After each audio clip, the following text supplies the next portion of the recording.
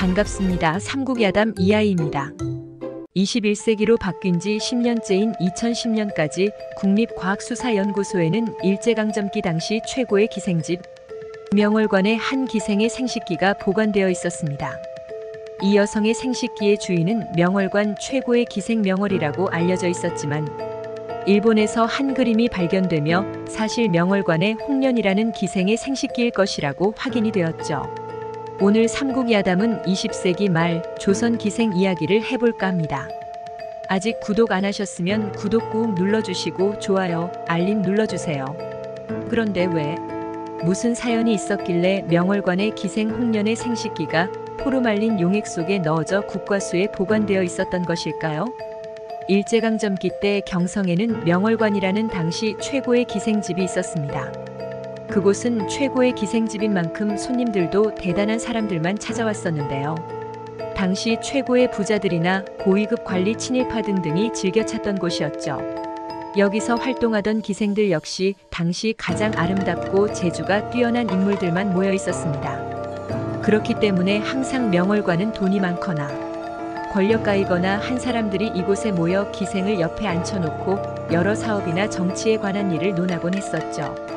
이 명월관에서도 가장 인기가 많던 기생은 바로 홍련이라는 기생이었습니다. 미모가 몹시도 빼어났고 재주 또한 출중했던 그녀였으니 당연하게도 많은 남자들이 홍련과 뜨거운 하룻밤을 보내고 싶어 했죠. 그러나 모든 비극의 씨앗은 여기서 싹트게 되었습니다. 당시 홍련이와 하룻밤을 보낸 남성들 다수가 어떤 이유인지는 몰라도 하나같이 혀를 내두를 정도였으며 아침이면 눈이 풀리고 엉금엉금 기어나왔다 하네요. 또 가끔 남성들이 복상사를 하여 온 장안이 난리가 났었는데 복상사라는 것이 남녀가 성행위 중 남성이 너무 희열에 들떠 혈압이 상승하고 맥박이 빨라져 숨을 쉴 수가 없는 무아지경에 이르는 것인데 이는 의학적으로 심장마비가 된 상태를 말하는 것이라고 해요.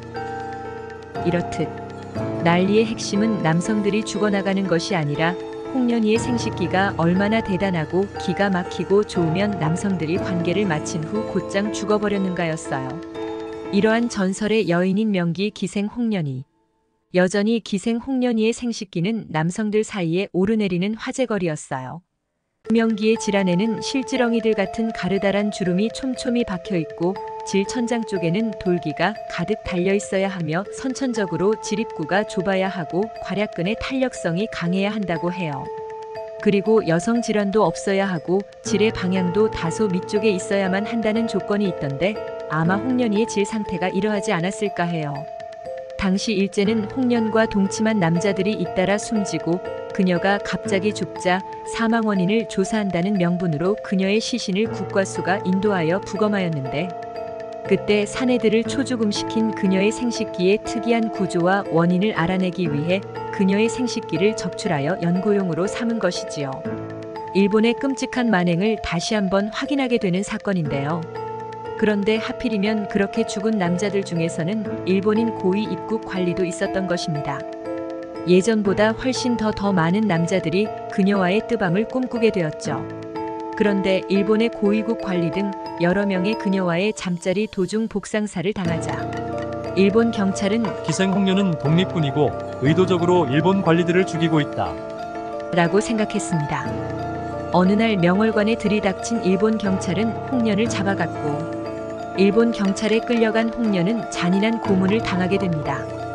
혐의는 그녀가 현재 독립군으로서 독립운동을 하고 있고 일부러 일본인 고위 관리들을 꼬셔 잠자리로 끌어들이고 난 뒤 죽였다는 것이었는데 목을 조른 것도 아니고 흉기를 사용한 것도 아니었는데 단지 여러 명의 관리들이 복상사했다는 것만으로 심한 고문을 당하게 된 것이었죠. 그러다 가혹한 고문을 견디지 못한 홍련은 결국 20대의 젊은 나이로 세상을 떠나게 되었습니다. 하지만 일제의 악행은 그치지 않았죠. 도대체 그녀의 생식기가 어떻게 생겼길래 수많은 남자들이 복상사를 했나? 연구해야 한다며 홍련의 생식기를 톱과 대검 같은 것으로 마구잡이로 잘라 적출한 뒤 포로 말린 용액 속에 넣어 보관을 한 것이었습니다. 이후 일본이 패망하면서 국과수로 넘어오게 된 것이었죠. 그러던 어느 날 문화재 제자리 찾기 단체에서는 이 생식기의 진짜 주인이 누구인지 찾기 위해 추적에 나섰고 이시이 하쿠테라는 일본 화가가 그린 한 장의 그림을 일본 마스모토 시린미술관에서 발견하기에 이르렀습니다. 일본 화가 이시이는 1918년과 1921년에 조선의 각지를 돌며 작품 활동을 하다가 명월관 기생, 홍련과 사랑에 빠졌다는 구전이 내려오고 있는 인물이었는데요.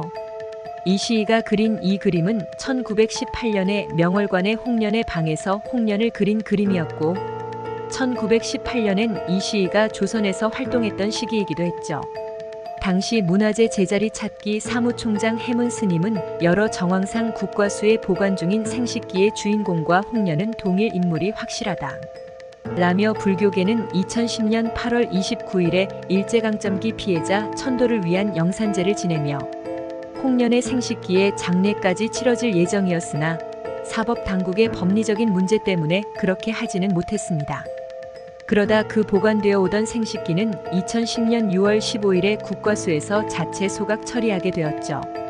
이 이야기는 일제의 무식하고 야만스러움을 적나라하게 드러내는 사건이었고 우리가 잊어서는 안 될 일제강점기 시대에 우리 조상들에 대한 일제의 잔혹함을 보여주는 사건이었습니다. 일제의 천인공노할 만행의 대가는 언젠가는 모두 치러질 것이고 우리 또한 이 치욕의 역사를 잊어서는 안 되겠지요.